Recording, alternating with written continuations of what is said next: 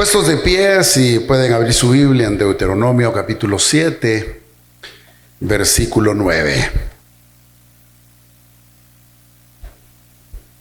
Deuteronomio 7 y versículo 9.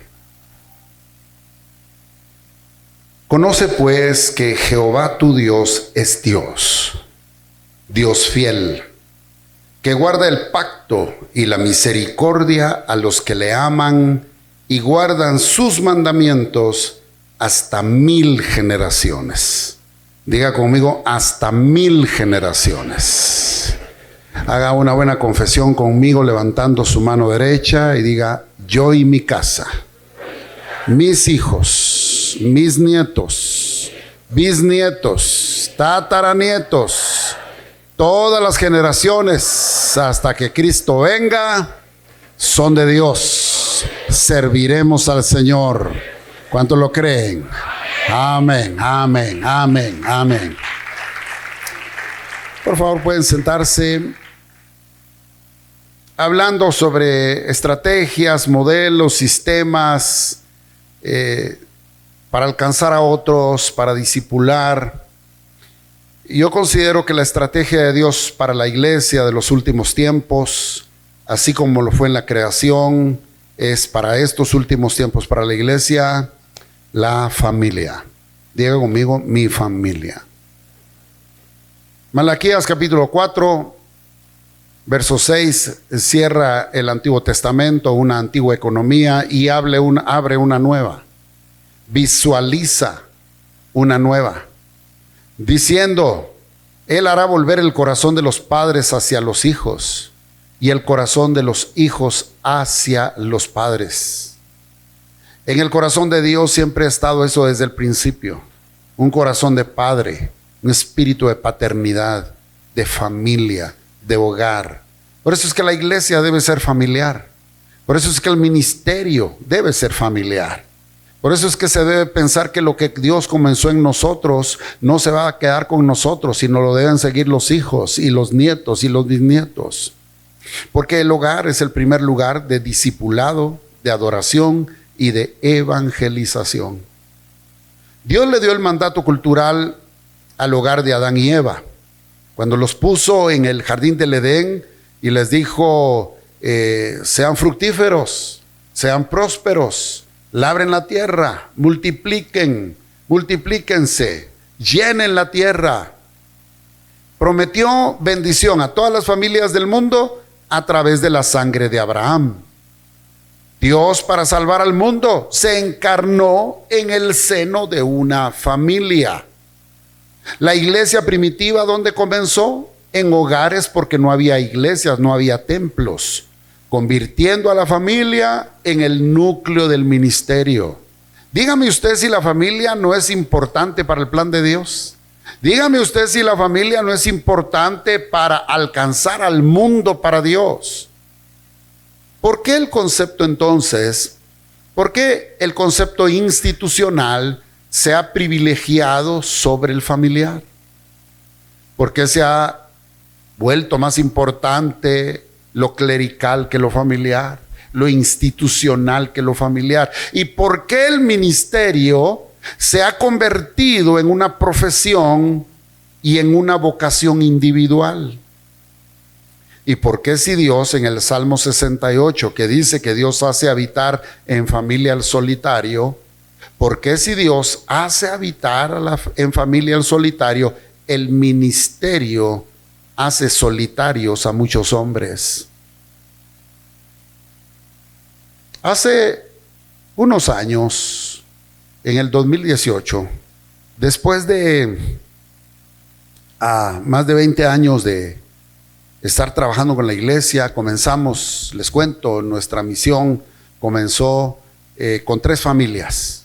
Mi familia, una familia anfitriona y una familia más que llegaba con su guitarra. 3 familias iniciamos, una célula. Nuestra iglesia siempre ha sido una iglesia de grupos pequeños, de células. Y durante esos más de 20 años estuvimos trabajando duro, desde 1995 al 2018, pero duro, todos los días, lunes, martes, miércoles, jueves, Viernes supuestamente era el día de la familia, no se trabajaba, pero habían eventos, habían otras cosas, habían reuniones. Sábado eran los grupos, domingo los servicios. Todos los días había actividad. La iglesia se llenó, la iglesia se multiplicó, la iglesia avanzaba, los ministerios se multiplicaban, los líderes y los grupos familiares se multiplicaban. Y llegando a tener 250 grupos familiares, el Señor me hizo un alto y me hizo ver algo que estaba sucediendo. Estaban habiendo divorcios entre los líderes de los grupos en las células. Estaba habiendo infidelidad en algunas de las figuras pastorales que tenía dentro de los pastores de la iglesia. Empezó a haber deserción escolar y empezó a haber rebeldía entre los hijos de muchos de los líderes y de los servidores de la congregación. Empezó a haber dificultades familiares. Y entonces, en una decisión abrupta, en una decisión que pareció poco lógica, y cuando la compartí con algunos pastores, me movieron la cabeza diciendo: te vas a echar a la iglesia. Porque la decisión fue cerrar todos los grupos celulares. Las reuniones a media semana, y me quedé solo con el servicio del día domingo. Y todos se quedaron así en silencio, como se quedaron ahorita en el auditorio. Los líderes, los pastores, los ministerios, algunos de mi familia, algunos colegas, y no entendiendo por qué yo había tomado esa determinación. Pero tomé esa determinación por lo que estaba pasando, porque me di cuenta de un gran error. La iglesia estaba robando algo importante. Porque una vez tomé esa decisión y me quedé solo con la reunión del domingo, aunque algunos líderes se enfadaron, algunos líderes me reclamaron, algunos líderes se fueron. Rápidamente vinieron a decirme otros de la congregación, vinieron a decirme: gracias, pastor. ¿Y sabe usted quiénes fueron los primeros que corrieron para agradecerme lo que había hecho? Fueron las esposas y los hijos de los líderes. Porque usted devolvió a mi papá a la casa. Usted hizo que mi esposo regresara al hogar. Y en lugar de sentirme en ese momento halagado por las gratitudes, me sentí sumamente avergonzado y apenado, triste. Porque en el afán por alcanzar al perdido, por el afán de hacer crecer la iglesia, en el afán de trabajar para Dios, Dios sabe que el corazón de uno en la iglesia es sano, es honrado en querer agradarle y en querer trabajar duro para Él, en salvar al perdido, en tener esa pasión para alcanzar al que se pierde. Dios lo sabe. Pero en el proceso quizás uno deja de ver lo más importante. ¿De qué sirve ganar al mundo entero si con todo eso yo pierdo mi alma? Así dice la Escritura. Y si usted sabe cuál es el alma, ¿sabe usted qué es el alma? El alma es lo que uno más quiere. El alma es lo que uno tiene más cerca del corazón. El alma es lo que a uno más le ha costado. Entonces, ¿de qué nos servía tener grupos grandes y tener muchos bautismos seguidos? Y con todos estaba habiendo adulterio. Estaban habiendo hijos rebeldes y se estaban perdiendo muchos hijos de los líderes. Todo deseo de alcanzar a las almas es necesario, es útil, pero sin dejar de resguardar a la familia. No podemos pretender ganar al mundo entero y con todo eso perder a lo más preciado, que es la esposa, el esposo, los hijos, los padres. ¿Por qué entonces, si Dios hace habitar la familia al solitario, el ministerio ha hecho solitarios a muchos hombres? Yo conozco pastores que están predicando y su esposa no está ahí, sus hijos no están ahí. Yo conozco pastores, porque como apóstol a veces tengo que ministrar pastores tristes, de que no saben qué hacer y qué cara poner ante la congregación cuando les preguntan: ¿dónde está su esposa? ¿Dónde andan sus hijos? Porque sus hijos no andan bien o su esposa ya no quiere nada con la iglesia. Es triste a veces reconocer que en el afán por hacer la obra del Señor uno pierde su primera iglesia. La idea original de Dios es que como familia le conozcamos, le sirvamos y establezcamos su reino en la tierra, pero juntos. Diga conmigo, juntos. Hace unos días me llama un pastor y me dice: pastor, necesito un consejo. Tengo problemas con el director de la alabanza y con el grupo coral. Tengo un problema. Le digo yo: qué raro, le digo, porque los de la alabanza nunca dan problemas. Y me dice: no sé qué hacer porque es un problema tan serio que también mi esposa ahora me dice, o ellos o yo. Ese pastor tenía un gran problema. Y le dice: si ellos siguen, yo ya no voy a la iglesia. Dígame, ¿usted qué haría como pastor? Uno se siente partido, ¿no es cierto? Pero yo le dije: ¿sabe qué? Siéntese a hablar con su esposa y dígale que no se trata de decidir, porque es de ambos la cosa. Ahora, si usted ha dejado a su esposa aparte, si su esposa no está con usted, si usted lo ha hecho solo todo, si ella siempre se ha sentido a un lado. Mira, hermano, Dios nos llamó a alcanzar al mundo, pero juntos. Porque Dios creó al hombre y a la mujer y nos hizo una sola carne. Es lo institucional que ha metido la idea que la mujer del pastor solo es eso, la mujer del pastor. Y ha sido lo institucional que ha acostumbrado a las congregaciones a ver a la esposa del pastor como la que tiene que atender a los niños, que tiene que vender las tostadas y que no te tiene que meter en nada. Es lo institucional que ha metido en la cabeza de la iglesia que los pastores no pueden permitir que sus hijos ministren, o mucho menos sucederles a ellos el ministerio. Bendito sea Dios que el modelo de familia que ustedes tienen aquí, el modelo ministerial familiar que tienen en esta iglesia, es el modelo de Dios para la iglesia en estos últimos tiempos. Porque mucha gente, ¿sabe qué? Se queda en la iglesia. Algunos se quedan por la alabanza, otros asisten por la palabra, pero ¿sabe? La mayoría he descubierto yo que se queda en la iglesia porque mira mi familia allí. El modelo familiar sigue siendo la estrategia de Dios para la iglesia de los últimos tiempos. Cuando la gente entra a la iglesia, mira varias cosas. Oye la alabanza, mira la calidad de la palabra, va a ver los baños, porque déjeme decirle que los baños son importantes para la iglesia y para que la gente regrese. Van a ver el lugar donde están sus hijos, los niños, a ver quiénes les están dando clases y cómo es el lugar, si es seguro. Pero lo que ven es la fila donde está sentado el pastor. ¿Está su esposa sentada a la par? ¿Están sus hijos allí? Porque muchas veces lo institucional ha hecho que el hombre se vea solitario en el servicio a Dios. Por supuesto que las situaciones de los líderes a veces es un poquito diferente, porque quizás uno del matrimonio viene primero al Señor. De repente uno es más entregado que el otro. Hay casos en los que el esposo le dice a la mujer: anda vos y le decirle al pastor que ore por mí. O mandan a sus hijos. Hay casos que son complicados, pero si los líderes también aprendieran este secreto, este es la idea original de Dios, es que sirvamos juntos. A mí me encanta entrar a la iglesia el día domingo, los días de servicio, porque están por familia sirviendo, porque nuestra iglesia es una iglesia familiar. Los servidores, los que atienden en el parqueo, los que componen la silla, los que arreglan el altar, están ahí. El esposo, la esposa y los niños, sus hijos, están sirviendo juntos.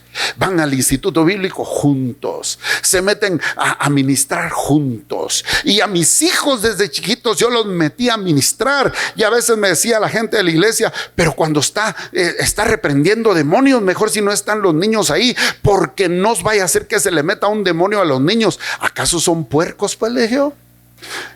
Aquellos puercos del ¿cómo se llamaba? Del Gadareno se le metieron porque eran puercos. Pero mis hijos son hijos de Dios. Mejor si aprenden en primera fila, que mis hijos aprendan a ser valientes y que saquen y que echen fuera al diablo desde pequeños.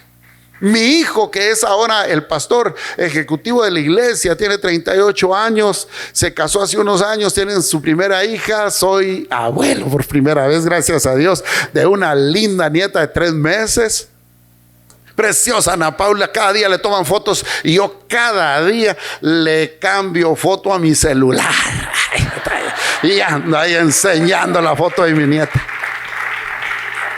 Pero desde que él tenía como 4 o 5 años, en una ocasión yo estaba enfermo, me sentía mal, dolor de cabeza, me fui a recostar y llega mi hijo, se subió a la cama y saltando y quería jugar conmigo porque jugábamos de luchitas. Y entre 4 o 5 años le dije: mi hijo, fíjate que hoy no puedo, me duele la cabeza, me siento mal. Papá, voy a orar por vos, me dice. Y se subió sobre mí, se montó así encima de mi pecho y puso su manita sobre mi frente y dice: en el nombre de Jesús y por la espada de los Thundercats, sos sano. Porque era la caricatura que miraba en ese entonces. ¿Y sabe qué? El Señor me curó. Yo no sé si fue en el nombre de Jesús, no por la espada del Thundercat, pero el asunto es que nuestros hijos aprenden porque son hijos del altar. Diga conmigo: hijos del altar. Y es que ese es el propósito con el cual un matrimonio debe unirse desde el principio. Cuando yo conocí a Ofe, mi esposa, cuando yo la conocí y ella se enamoró de mí, Cuando nos conocimos, empezamos a servir juntos en la iglesia, en el grupo de jóvenes, servíamos como en la alabanza, con los niños, en muchas cosas. Me fui a estudiar la Biblia 2 años a México. Cuando regresé le vine a proponer matrimonio y le dije: solo que yo ya tengo a alguien en mi corazón, le dije. Solo que yo ya tengo a alguien a que amo mucho con todo mi corazón. Yo también, me dijo.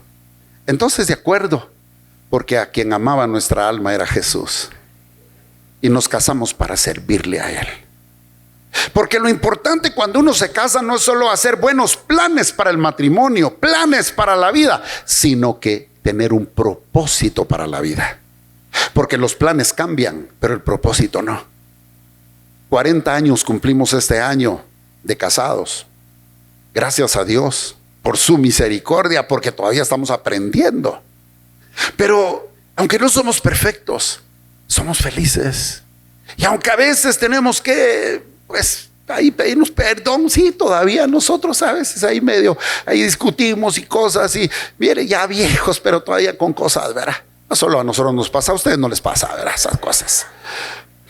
Pero ahí vamos aprendiendo. Y nuestros hijos, gracias a Dios, nuestros hijos no han salido con ese síndrome de no querer servir a Dios. No han salido con ese prejuicio de que no se quieren casar porque no nos va bien a nosotros.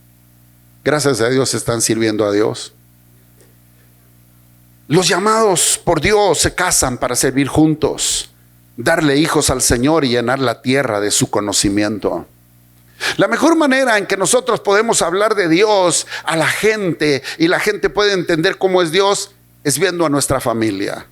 Es un gran reto, yo sé, es un gran compromiso, yo sé, porque es más fácil hablarles el ABC del evangelismo, pasarles alguna fórmula para que no se vayan al infierno. Es más fácil pasar alguna doctrina que decirle cómo está tu familia. Es un compromiso grande. Nosotros mismos nos metemos en camisa de 11 varas porque tenemos que cambiar, tenemos que rendir muchas cosas, tenemos que ser más humildes, tenemos que saber pedir perdón, tenemos que aprender a tratar a la esposa tiene que aprender a tratar al marido y a los hijos, etcétera. Es complicado, es difícil, pero es el testimonio más eficiente, más efectivo. ¿Se recuerda usted cuando aquel discípulo, todavía dudando, le dice a Jesús: muéstranos al Padre y te creeremos? Y Jesús le dijo: por 3 años y medio han caminado conmigo y todavía no creen. Mírenme a mí y verán al Padre.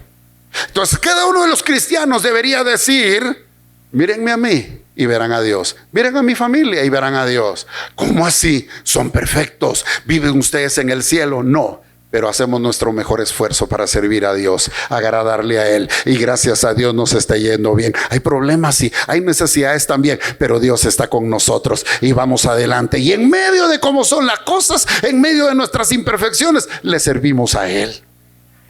Ese es el modelo de Dios para este tiempo y su estrategia para ganar otras familias. Su casa es, como la casa de Priscila y Aquila en aquel momento, una oportunidad para que la iglesia se abra en muchas iglesias. Estos discipularon a Apolos y crearon un modelo de discipulado por medio del efecto familia, y allí se convirtió en una plataforma misionera. Tu familia puede ser la próxima iglesia. Abre tu casa, invita a tus vecinos, alcanza tus círculos sociales y familiares más cercanos. ¿Qué es lo que tienes que ofrecerles? Tú dirás: no tengo grado en teología, no sé homilética, ni hermenéutica, ni astronáutica y no sé qué más, ¿verdad? Pero si tienes amor a Dios y tienes amor a tu familia, ya tienes cómo alcanzar a otros.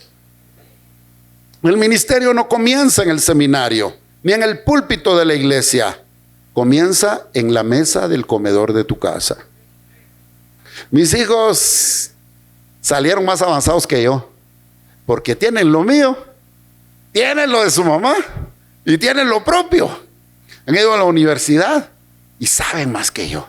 Gracias a Dios todavía lo buscan a uno para consejo. A vos, NASA, todavía medio le consultan a uno cosas. Algún don tiene uno todavía. Pero nuestros hijos, como dijo Jesús, mayores cosas harán que las que Él hizo. Mayores cosas nuestros hijos harán que lo que nosotros hemos hecho.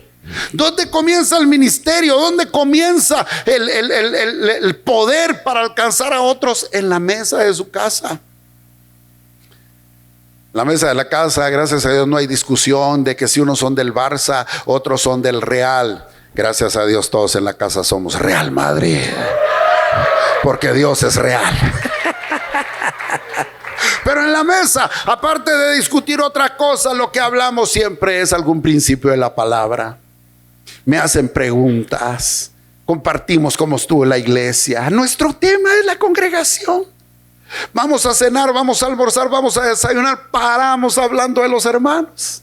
Porque también los hermanos hablan de nosotros, ¿va? Hacen tacos al pastor cada día domingo después del culto, ¿va? Hacen tacos del pastor. Pero nosotros hablamos de lo que nos apasiona, hablamos de lo que vivimos, hablamos de lo que trabajamos. El mundo necesita que las buenas personas tengan hijos y llenen el mundo de buena gente. Miren lo que está pasando en Europa. Europa ya no es Europa como era hace unos años. Ya se volvió musulmana. ¿Y qué hacen los musulmanes para llenar del Islam a dónde van? Tener hijos, y cambian así la cultura y las leyes. Los europeos no tienen hijos, ellos llegaron a dejarles hijos, les dieron la tierra. Los chapines tenemos algo como los musulmanes. Bueno, hasta hace poco que no había tele, ¿va ustedes? Se llenaban las casas de patojos. Hoy, qué difícil. En lugar de tener hijos, quieren tener chuchijos, ¿va? Quieren perrijos, ¿va? Ahí están con los chuchos para arriba y para abajo, ¿va? Pero si los cristianos, la buena gente tiene hijos y llenemos, miren hermanos, llenen. Usted dirá: pastor, solo que usted me los mantenga. No, hombre, Dios es tu proveedor, Dios va a proveer, porque Dios sabe que estás trayendo hijos al mundo para que la cultura, para que la sociedad se llene del conocimiento del Señor. Los siervos de Dios debemos crear ministros para estas generaciones, con esa mentalidad. Número 2, hablemos sobre la herencia.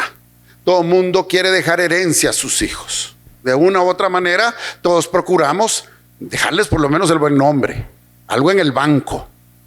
Si tu mamá te dio un terrenito, tu papá te heredó una casa, pues bien harías en multiplicarlo, si no partir ese pedacito en 16 pedacitos más, ¿verdad? Pero más de algo le queremos dejar, ¿no? Algo queremos dejar como herencia. Vamos a 2 Timoteo 1:5, puede leer también 2 Timoteo 3:14 al 15, el ejemplo de Loida, Eunice y Timoteo. Porque la fidelidad de la familia a Dios transmite fe a los hijos.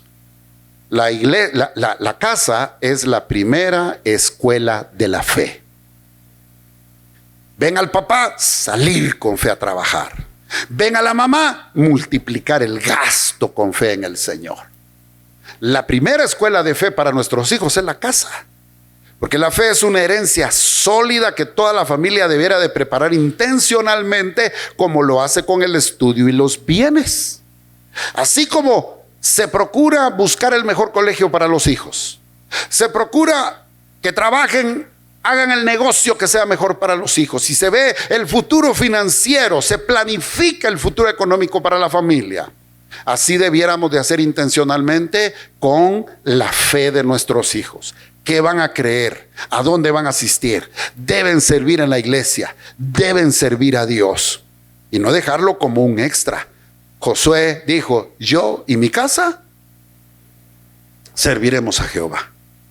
La familia moderna dice: yo y mi casa pisto queremos, yo y mi casa vivir en esta zona exclusiva, yo y mi casa tener de tantos vehículos, yo y mi casa viajar de aquí para allá, y si nos queda tiempo, 1 hora el domingo, una vez a la semana, pues ir a la iglesia. No, Josué puso como prioridad: yo y mi casa serviremos a Jehová. Y como también lo enseña el Evangelio, diciendo que la prioridad es buscar el reino de Dios. Primeramente busca el reino de Dios y todas las otras cosas deben venir en la fila, deben venir en la cola, deben venir después. La prioridad es Dios. La prioridad es buscar el reino de Dios. ¿Por qué? ¿Por qué debemos hacerlo? Porque Dios hace misericordia a millares a los que aman y les sirven. Dios está más cerca de los que le aman y le sirven. Dice: mas buscad primeramente el reino de Dios y su justicia, y todas las cosas serán añadidas. Déjenme preguntarle: ¿a quién Dios bendecirá primero? Al primero que esté en la fila, el que más le busca y está más cerca. Pero el que está alejado, el que de vez en cuando quiere, el que de vez en cuando ofrenda, da o aporta, está un poquito retirado. ¿A quién cree que le llegará primero? A los que están buscando, a los que están más cerca, a los que ponen como prioridad al Señor. Por eso es que la Escritura dice que Él hará misericordia a millares de nuestra generación, porque le buscamos y porque le amamos. Levante su mano derecha, haga una buena declaración conmigo y diga: mi casa y yo serviremos al Señor. Mis generaciones son de Él. Puede imaginarse a sus hijos, a sus nietos, a sus bisnietos. Veamos otro caso, el caso de Zacarías, de Elizabeth y Juan el Bautista. Hablemos sobre la consagración. Si la casa es la primera escuela de la fe, también es la primera escuela para consagrarse. Consagrarse significa apartarse, significa hacer algo distinto para Dios. En Lucas capítulo 1, versos 5 al 17 y Lucas 1, 57 al 80 encontramos el caso del papá y la mamá de Juan el Bautista. Estos padres eran tenidos por justos delante de Dios. Eran justos, hacían lo que tenían que hacer como les correspondía, y en su turno entraba el sacerdote Zacarías a ofrecer incienso al Señor y a adorarle.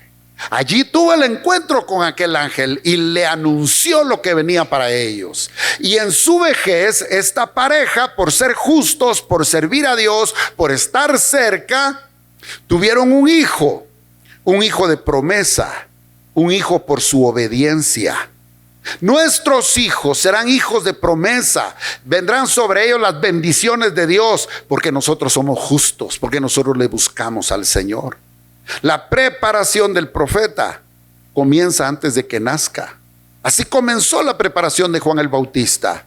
Comenzó en su papá y en su mamá. La preparación que tú estás teniendo hoy, la palabra que estás recibiendo hoy, lo que pones en acción hoy, el servicio que hoy le das a Dios y a su iglesia, es la preparación para tus hijos y para tus nietos. Asegúrate que ellos estén conectados. No puede ser, diga conmigo, no puede ser. Mire pues, no puede ser que Dios me haya alcanzado a mí y que conmigo se termine todo.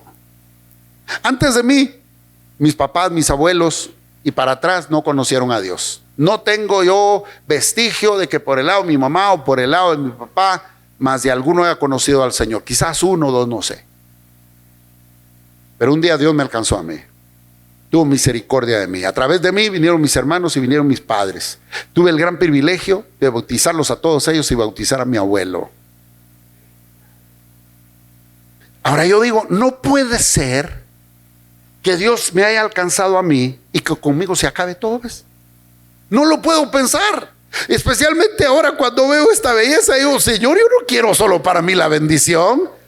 Yo quiero que mi hijo, mi nuera, mi nieta y mis hijas y sus esposos y sus hijos y los hijos de sus hijos y mis bisnietos, mis tataranietos, a los que yo no voy a ver, pero tú sí los conoces, que ellos también te busquen, que ellos también te encuentren, que ellos también te sirvan, que ellos también se salven, que ellos también sean tuyos. No puede ser que conmigo se acabe todo. Por eso hay que transmitir la visión. Por eso hay que transmitir esa pasión de la que habla el apóstol Nazario. Por eso es que lo que nosotros vivimos y hacemos debe ser lo que vivan también nuestros hijos. Primero de Crónicas 28 al 29 y Primero de Reyes 2, 1 al 4 podemos ver el caso de David y Salomón. David transmitió 3 cosas importantes a su hijo Salomón. Número 1, la visión. Lo que él visualizaba. Él quería hacerle casa a Dios. Él tenía una visión del futuro y una buena visión. Bueno, ¿qué es visión? Visión es esa imagen futura de lo que quiero ser, de lo que quiero hacer y de lo que quiero tener. Es decir, de aquí a 5, a 10, a 50 o a 100 años, yo visualizo quién quiero ser, qué quiero tener, qué quiero hacer. Me veo ya allí. Porque dice Hebreos 11:1. Es pues la fe, la certeza, la seguridad de lo que se espera. La convicción, estoy convencidísimo ¿de qué? De lo que no se ve con los ojos naturales, pero sí lo visualizo con mi mente y mi corazón. Eso es visión. Ahora, una buena visión no es aquella visión que uno alcanza en su vida. Una buena visión es aquella que no se termina con uno. Una buena visión no es aquella que uno se lleva al cementerio. Una buena visión es aquella que lo traspasa a uno. Es aquella que lo va a seguir su hijo, que lo va a seguir su hija, sus nietos y sus bisnietos. Por eso es que los grandes consorcios, las grandes fábricas, los grandes negocios familiares que tienen 100, 150 años. ¿Por qué? Porque hubo un hombre que pensó más allá de su generación. Dijo, este negocio va a ser para mis hijos y va a ser para mis nietos. Entonces todo lo que hacemos, todo lo que trabajamos, todo lo que emprendemos, todo lo que nos esforzamos, no estamos pensando solo en nosotros, estamos pensando en las nuevas generaciones. Número 2, David transmitió los planos, pero no solo los planos de lo que quería hacer, sino también los recursos. David tenía en su corazón edificar un templo para el Señor. Y oiga, esta es una enseñanza maravillosa que tengo también, que en otra oportunidad tal vez se las comparto. Pero solo por el hecho de que David tuvo intención en su corazón de hacerle casa al Señor, Dios le dio herencia a los hijos de David y los puso en el trono por la eternidad. Solo por la intención, imagínense.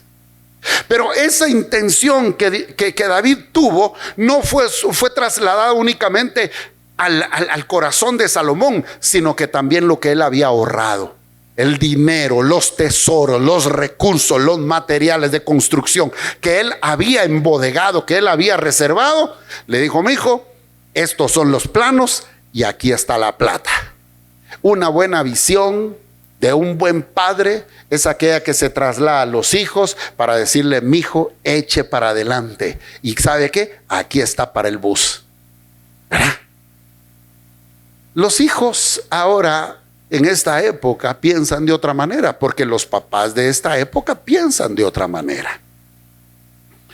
El papá de este tiempo piensa, ay, cuando yo me jubile, cuando yo me retire, a ver quién de mis hijos me va a recibir. A ver, ojalá que yo le guste a las nueras, porque si no, esa nuera bandida me va a sacar a solear a las 10 de la mañana y a eso de las 8 de la noche bajo la lluvia le va a preguntar mi hijo, vos y el viejo, híjole, se me olvidó en el jardín.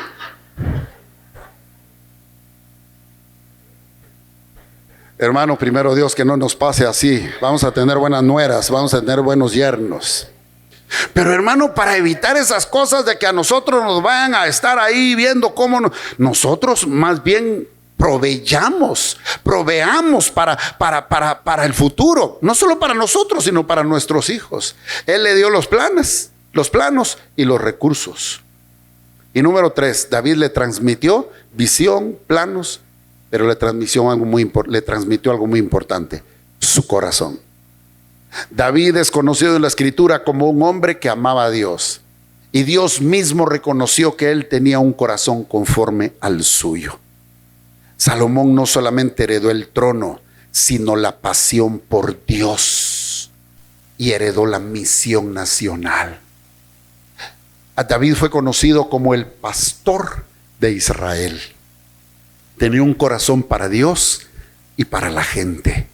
Y durante el reinado de Salomón, aunque en algunos años él caminó no correctamente, pero la mayoría de los años de Salomón fueron los años dorados de Israel, de más riqueza y, dice la Biblia, de paz.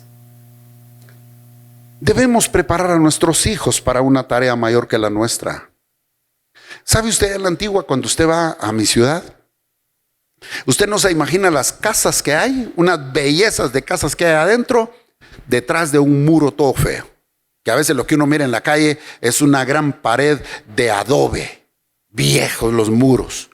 Y algunos muros están cubiertos por bugambilias, que son unas enredaderas, ¿verdad?, que crecen sobre las paredes, y a veces crecen tanto que ya no se sabe de qué es la pared, si es de piedra, si es de ladrillo, si es de adobe, si es de bloc o si es de canto. Ya lo único que uno ve son las grandes bugambilias floreciendo.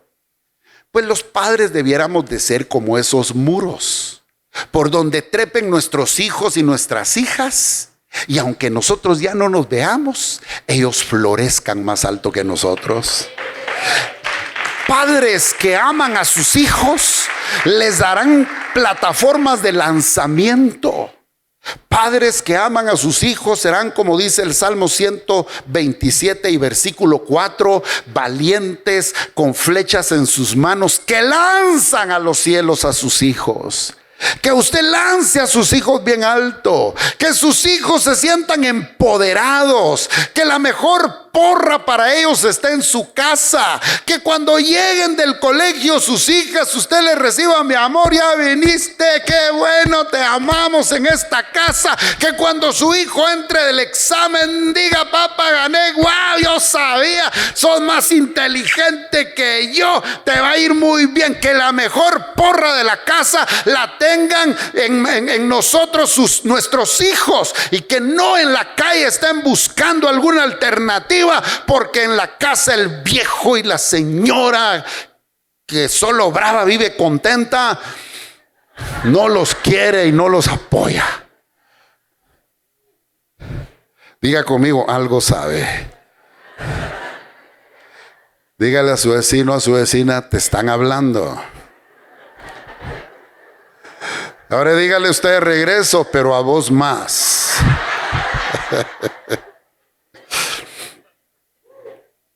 Y terminemos con esta pregunta: ¿qué está más cerca? ¿La casa o el altar de la iglesia? La cercanía a Dios se aprende en casa antes que en el altar. El altar que nosotros consideramos aquí al frente y que hemos constituido un lugar para venir a pedir oración y recibir grandes bendiciones, muchas veces no es testigo de toda la gente. No siempre pasan todos.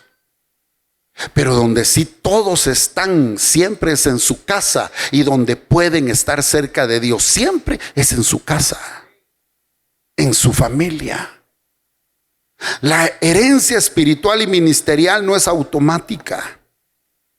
Se requiere que dediquemos a nuestros hijos a Dios desde el vientre, y que durante toda la vida les llevemos continuamente al altar, como lo hacía Job.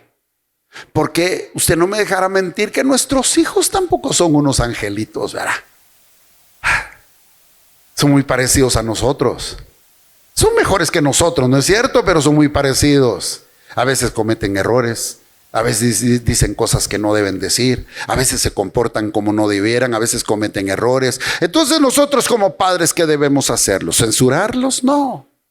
Es llevarlos delante de Dios, como lo hacía Job, diciendo: Señor, perdona a mis hijos si de alguna manera han pecado contra ti.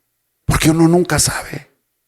Nosotros no estamos 100%, no estamos las 24 horas con nuestros hijos, pero Dios sí. Y eso mismo nos debe dar a nosotros la pauta y la confianza de que si nosotros amamos a nuestros hijos, más los ama Dios. Que cuando nosotros no estamos al tanto, Él sí. Que nosotros tal vez no podremos estarlos cubriendo siempre y en todo lugar, pero Dios está con ellos en todo lugar. Y que si nosotros oramos por ellos y los bendecimos, Dios va con ellos y van a regresar con Dios también ellos. Tanto los hijos de Elí como los hijos de Samuel demuestran que el modelo no es perfecto. Elí fue un hombre de Dios que se tonteó al final, y sus hijos salieron perversos, aunque estaban en el ministerio. O sea, el estar cerca de Dios no es garantía. El estar cerca de Dios no nos debe relajar. Porque aunque Samuel salió mejor que los hijos de Elí, los hijos de Samuel no fueron mejores tampoco. Porque dice la Escritura que el error fue que Samuel no les estorbó el pecado. ¿Sabe usted qué es estorbar el pecado? Orar por ellos, pedirle perdón a Dios por ellos, enseñarles, darles ejemplo. Yo tenía un amigo que nos enseñó esto, y como lo hizo públicamente, lo voy a decir, Romeito Guerra, que está en la presencia de Dios. Dice que él aprendió cómo las oraciones de su mamá eran efectivas. Y dijo: esa mi mamá aprendió qué significa estórbale el pecado. ¿Por qué ella oraba de esa manera? Estórbale el pecado a Romeo, Señor. Estórbale el pecado. Yo cuando iba con mis amigos, yo no sabía por qué, pero cuando me invitaban a una cerveza, no me daban ganas, me hacía mal, mejor me iba, porque mi mamá estaba orando por mí, diciendo: estórbale el pecado. Entonces yo aprendí. Entonces en una ocasión vino una dama a pedirme consejo a la iglesia. Digo: pastor, no sé qué hacer con ese mi bandido esposo. Se va otra vez de viaje, dice que va a estar una semana afuera, y yo ya me enteré que se va con su querida. Se va con esa bandida de su, ¿cómo le dicen? Bueno, usted sabe, ¿verdad? Y entonces dice que le dijo el pastor: ¿sabe qué, hermano? Vamos a orar. ¿Quiere ver la mano de Dios? Le dijo: vamos a orar. Oremos pues. ¿Cómo se llama su marido? Tal fulano. Oremos. Padre, en el nombre de Jesús, estórbale el pecado. Entonces déjelo que se vaya, le dijo, y esté orando de esa manera por él. Estórbale el pecado. Mire, a los 2-3 días regresó y dice: pastor, ¿sabe qué? Ya ni completó su viaje. Se vino al día siguiente y me confesó que cuando entró a ese lugar con la mujer, dice que no pudo hacer nada. ¿Usted por qué cree que no pudo funcionar aquel hombre en esa oportunidad? Porque Dios le estorbó el pecado. ¿Cuántas mujeres están aprendiendo la técnica? A nuestros hijos hay que estorbarles el pecado, porque por no hacerlo le fue mal a la generación siguiente de Samuel, aunque Samuel fue un tremendo hombre de Dios. Porque estar cerca del altar, estar en el ministerio, estar en la iglesia no es garantía si nosotros no tenemos una relación de cerca con nuestra familia, con el Señor. ¿Está conmigo?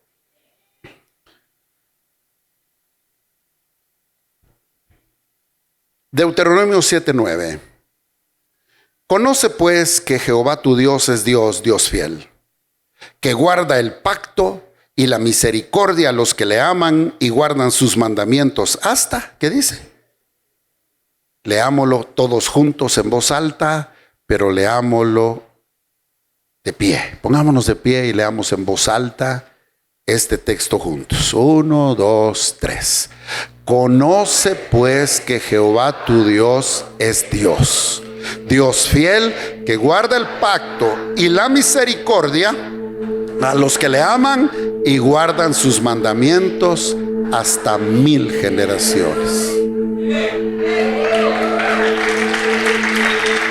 Dios es fiel, cumple su pacto, mantiene su amor inagotable, muestra misericordia hacia los que le aman y guardan sus mandamientos. ¿Ama usted a Dios? ¿Quisiera usted que sus generaciones también amaran a Dios y le siguieran, le sirvieran? Esta mañana aquí hay familias que tienen hijos y seguramente hay solteros y personas que todavía no tienen hijos, pero los tendrán y ya pueden orar, ya pueden pedir por sus nuevas generaciones, como lo hicieron los papás de Sansón. El Señor los sorprendió, les dijo que iban a tener un hijo, y aún antes de tener la respuesta, aún antes de tener el hijo, aún antes de hacer la tarea biológica, ellos le presentaron sacrificio a Dios, una ofrenda, dándole gracias por ese hijo que venía. Porque Dios no es hombre para que mienta, ni hijo de hombre para que se arrepienta. Si Él dijo, Él hará.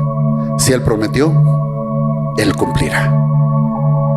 Así es que esta mañana yo le invito para que ore por sus generaciones.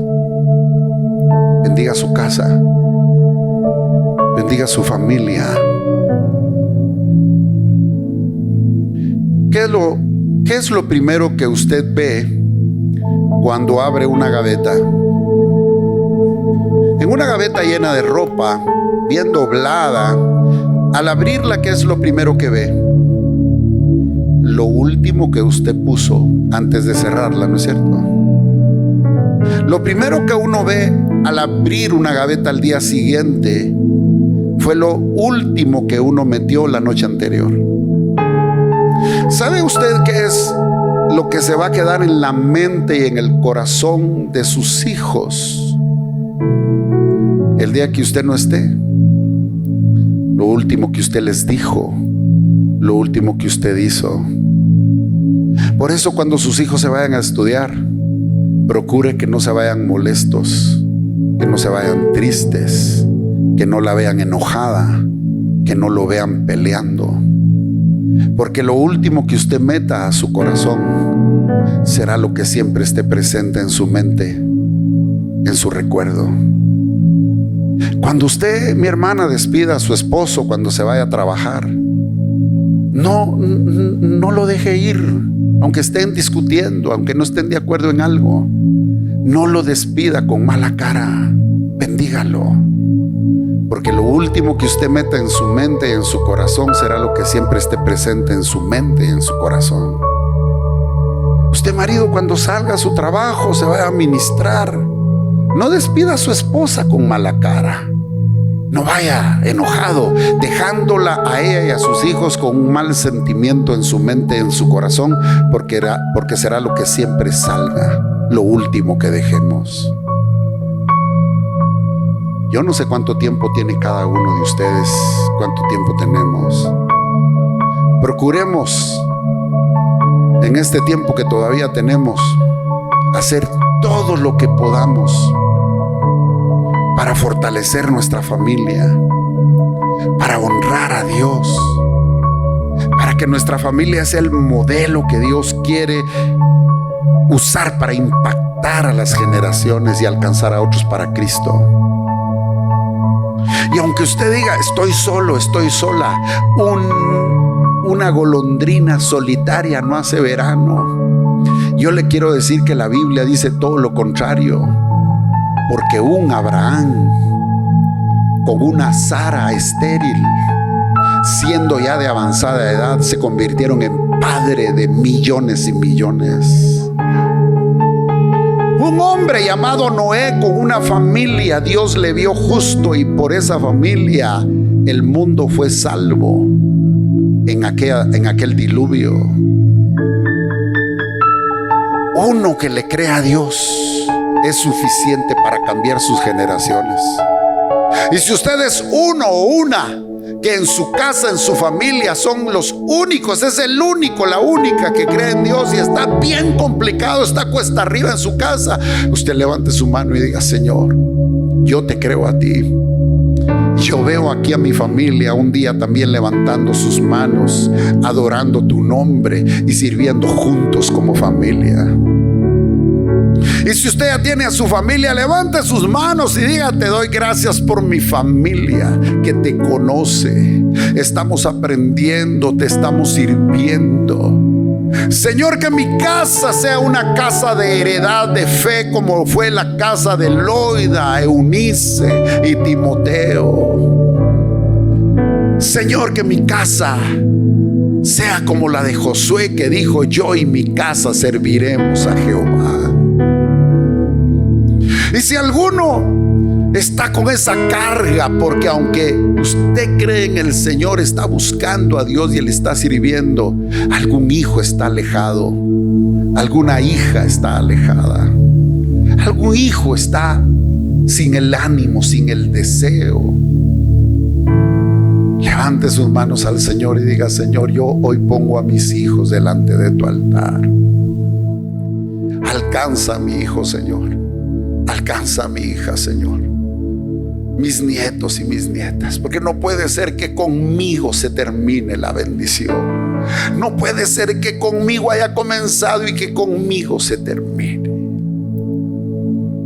Y si usted quiere poner hoy a sus generaciones, a las que todavía no conoce, a esos millares de hombres y mujeres que vienen detrás de usted, natural y espiritualmente, y aunque no los conozca, pueda decir: yo hoy te quiero pedir por ellos.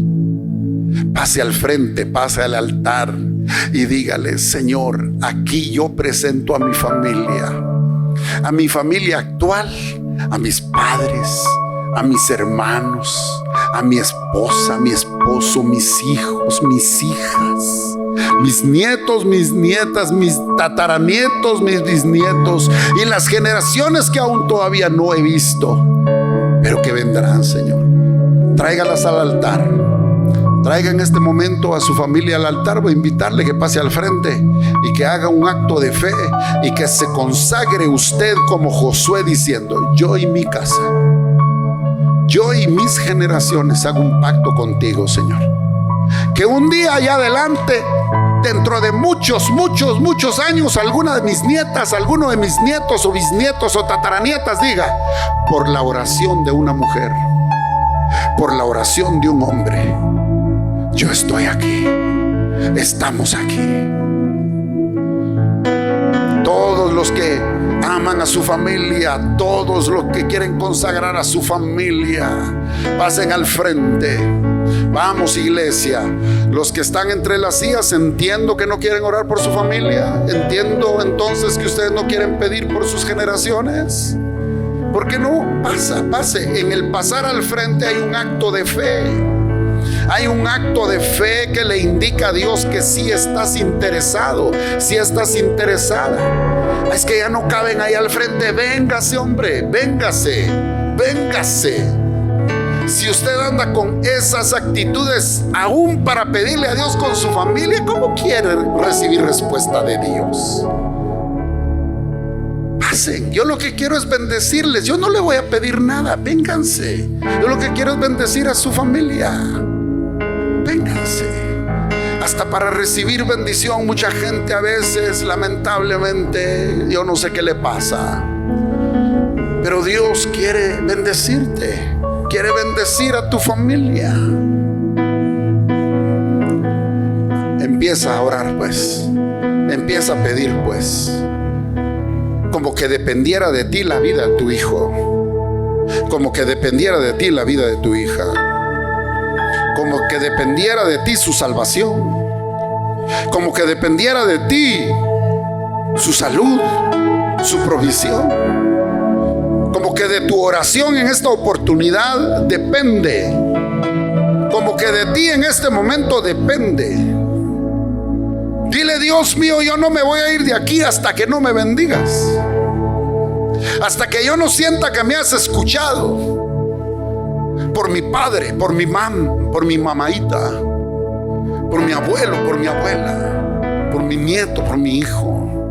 Señor, yo hoy quiero reclamarlos delante de ti. Quiero arrebatárselos al diablo. Quiero arrebatárselos al vicio. Se los estoy arrebatando a la enfermedad y a la pobreza. Se los voy a arrebatar al pecado y al engaño. En el nombre de Jesús. Mi familia es tuya, Señor. Mi familia es tuya, Señor. Que no se pierda ni uno. Que no se pierda ni uno. Que no se pierda ni uno. Que no se pierda ni uno. Aún Jesús, cuando oraba por sus discípulos aquella noche, le clamaba a Dios pidiendo eso, que no se pierda ninguno. Señor, hoy te pedimos por nuestros hijos, te pedimos por nuestra familia, te pedimos por nuestros familiares que están cerca y que están lejos. Señor, que sean ellos los primeros en ser alcanzados. En esta iglesia nos estamos fortaleciendo y nos estamos comprometiendo a alcanzar a otros para Cristo. Señor, empieza con mi casa, empieza con mi familia, empieza con los míos. Padre celestial, ya conocemos nosotros la verdad, ya conocemos nosotros la salvación, ya conocemos nosotros el destino eterno. Que no se quede conmigo, que no se quede aquí. Señor, que sea para miles de generaciones que vienen después de mí también.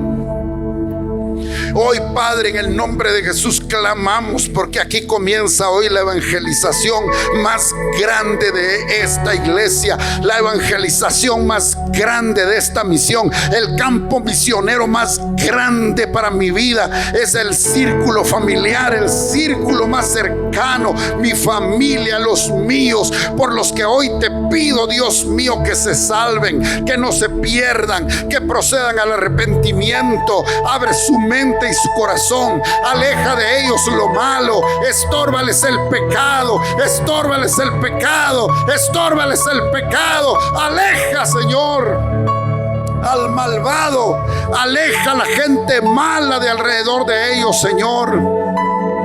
Hoy te pido por su salvación, hoy te pido por su sanidad, hoy te pido, Señor, por su prosperidad, hoy te pido por su seguridad y protección, hoy te pido con todo mi corazón, Señor. Hoy en este altar, Señor, hago un pacto contigo. Yo te voy a servir, yo y mi casa, y lo estoy diciendo en fe, Señor, porque quizás todavía no todos han venido, quizás todavía no todos quieren o no todos pueden servirte, pero yo y mi casa te serviremos. Mis generaciones, hasta 1000 generaciones, habremos de ver tu bondad, tu misericordia, Señor. Así como has sido bueno conmigo, así como has mostrado tu misericordia para conmigo, así como has mostrado, Señor, tu benevolencia conmigo, hoy te pido, Señor, que la repartas sobre aquellos que más amo, sobre aquellos que más quiero, con todo mi corazón, Señor. En el nombre de Jesús, en el nombre de Jesús, en el nombre de Jesús, en el nombre de Jesús, en el nombre de Jesús. Dios está escuchando tu corazón. Dios está escuchando tu corazón. Dios está enviando ángeles. Dios está enviando ángeles ya a hacer la obra. Dios está preparando la mente y el corazón de tu familia. Te has acercado con fe, te has acercado con confianza, te has acercado con amor, y Dios no echa en saco roto esas oraciones. Dios responde a esas oraciones de fe, de amor y de pasión. Ese es el fuego de amor, esa es la pasión con la que se debe orar por los perdidos, para que el infierno no se los lleve, para que el diablo no se los gane. Empezando por nuestra casa. Gracias, Señor, por Jesucristo nuestro Salvador. Todos digan en voz alta: te doy gracias, Padre, por Jesucristo, mi Señor y Salvador. Yo creo que Él murió en la cruz por mis pecados y me ha dado vida nueva, me ha dado vida eterna. Las cosas viejas pasaron, no se acuerda más de mis pecados, y ahora soy su hijo de Dios. Y yo solo sé que soy su hijo y que mi Padre me ama. Levanta tus manos y empieza a cantarle al Padre entonces. Yo solo sé que tú eres mi Padre, que soy tu hijo y que mi Padre me ama. Oh, levanta tus manos y déjate abrazar por el Padre, porque quiere sanar tu corazón, quiere restaurar tu alma, quiere restaurar tu familia, quiere derramar un espíritu de paternidad y hacer volver el corazón de los padres a los hijos y el corazón de los hijos a los padres.